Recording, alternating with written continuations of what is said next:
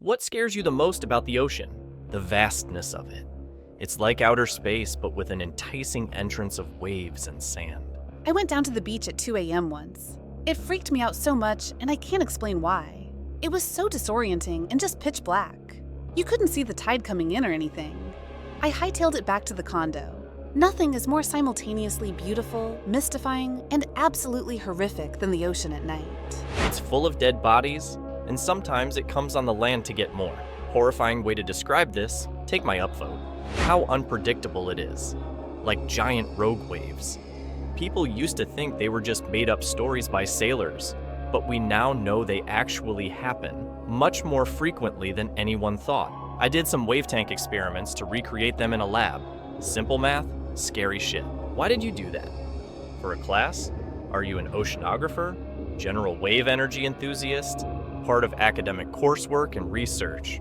PhD dropout? It's sheer depth and what it could hide. Yeah, it's just too mysterious. And otherworldly. Open water is horrifying. When scuba diving, the reefs and shallows are super fun, but when you get to a drop-off, it's just staring into the abyss. You very suddenly feel like very vulnerable prey in a very big ocean. That around only 5% of it has been explored. Kinda true, but also like 30% has been mapped by high-resolution sonar system mounted to ships. So to say 95% is unknown is kind of a stretch. Fun fact, a lot of land has also not been explored, especially covered in snow, in tree, and especially in countries that limit access. Our satellites only show uncovered areas. Estimated like 40 to 50% of surface land has not seen much, if any, human activity. This not including caves. I know there's almost certainly no Bigfoot, but this lets me hold on to hope. Bullshit. Get out of here with your no Bigfoot conspiracy. What's lurking down there that we can't even imagine?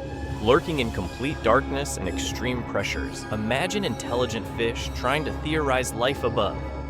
Bigby thinking shit like how life up there is impossible because there's no pressure, there's too much light. Will there even be any nutrients? Will there be too little or too much oxygen? Would it be too warm? Impossible. Crazy.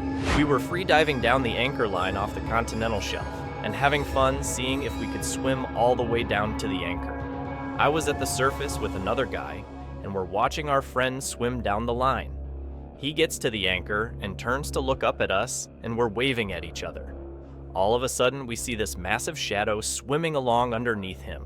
I can't express how large this shadowy figure was compared to our friend. We started waving at our buddy to come on, and we climbed in the boat. He never looked below him and had no idea. I don't really go out to the deep ocean anymore. It's too big. There are too many uncertainties, and it's uncontrollable. My ex used that exact same sentence when she dumped me. The unknown. Not being able to see what is below you. A predator could grab you. You could swim into a jellyfish. A whirlpool could suck you under. Something you cannot see could take you out, and there would be nothing you could do about it. And to try to fight it is pointless. Flight MH370 disappeared 10 years ago, and it still hasn't been found. If they can't find a massive white airplane despite the best of the best searching non-stop for nearly a year, how do you think they're gonna find me?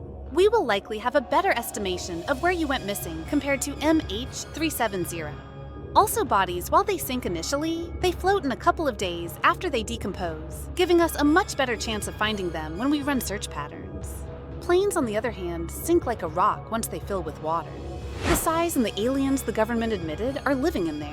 As a thalassophobic person who used to make a lot of these nightmares during my childhood, all the unknown giant creatures lurking down below, ready to gobble me up.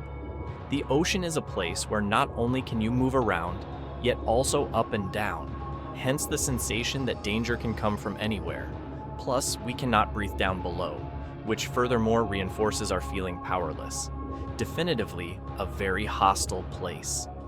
I used to jump off the breakwater at home in Nova Scotia. Grew up on the ocean, dived for lobster and crab. In my early 20s, I went diving off of a seawall in Cape Breton and happened to open my eyes under the water at the wrong time. 2 bull sharks chasing a school of dogfish, right through me. The cartridge from one of the bull's dorsal fins touched my underarm, gave me convulsions. I was underwater with little ones before, like nurse sharks, but the bulls were something else. That scared me. Humans destroying it. The size of waves during a storm. Losing control of your boat in a storm. The fact that most things that live in the ocean thrive in conditions that would murder us in seconds. And those same animals can also murder us in seconds. Possibility of getting stuck in a shipwreck. Sharks. Yep. My experience in a large body of water had been Lake Michigan, where the worst thing I ever came across while swimming was a school of minnows. I was invited to a friend's place in Fort Myers on the Gulf, and within 15 minutes of swimming out, a shark came barreling toward me. I had never seen one before, and remember thinking it looked just like it did in cartoons with that telltale fin. About 50 plus in the water ran screaming to the beach, but I was too far out, and the shark was between me and the beach. I was obviously his target, and he was headed straight for me far too fast for me to get away. All I could think of to do was to stand stock still like you do if a swarm of bees is on you. So I stood in water up to my chest and didn't move. He 3/4 circled me. I easily could have touched him. Then he headed out. Everyone watched me swim back in. My friend on the beach had a heart event thinking I was a goner. I know that today we are told to try to hit a shark in the snout if attacked, so next time. Later in life, I moved to a place on the Pacific. Gorgeous, but never swam in it. I'm from Hawaii and am much more afraid of eels. They are everywhere and bite hard. Been swimming with sharks without the cage. Check out One Ocean Diving. I had this friend in college. We weren't super close, but hovered around the same friend groups and chatted on occasion. Great guy. Found out a few years ago that he had gone surfing and died by a freak shark attack. Prior to that, I had always brushed off people's fear of sharks as irrational. Now I get it. The one thing that stopped me from continuing surfing, saw one on 2 separate occasions. Both times was a bronze whaler, easily big enough to rip off a limb and then some. Rustled my jimmies way too much and just spooked me. I can't believe I had to scroll this far for the most obvious answer. It's sharks. The answer will always be sharks. Since getting to the bottom is impossible without technology. For me, it's definitely the upper region and surface. My God. You go out far enough, you can't see the ocean floor beneath you. Just void and a gauntlet of an underwater environment. Fuck swimming out in open ocean. The only way you or I would ever get to the bottom is if we become one with the ocean for eternity. Once a body dies in the ocean, human or not, the environment will always pick the bones and feed back to the vast ocean wildlife.